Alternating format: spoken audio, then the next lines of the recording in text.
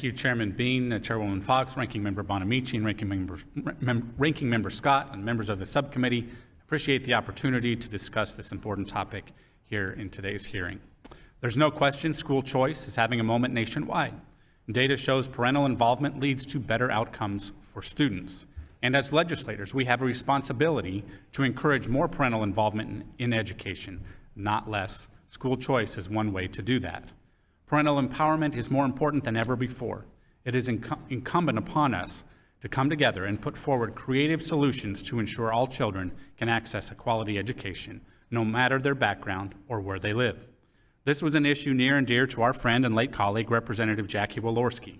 While I wish Ms. Walorski were here testifying before you today, it is an honor to have carried forward her bill alongside Representative Burgess Owens, who serves on this important subcommittee. Our bill, the Educational Choice for Children Act, is an innovative policy mechanism to provide deserving students of all backgrounds with more options to fund their education needs, something we should all be able to agree on. It is important, and with emphasis, I note this measure leaves in place all existing public education resources.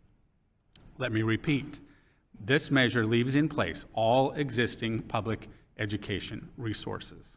The ECCA would create an annual $10 billion pool of tax credits, which Treasury would allocate to private, nonprofit scholarship granting organizations, or SGOs, in each state and in D.C. These SGOs would receive donations from families and businesses, allowing them to provide scholarships to families below 300% of their state's median income.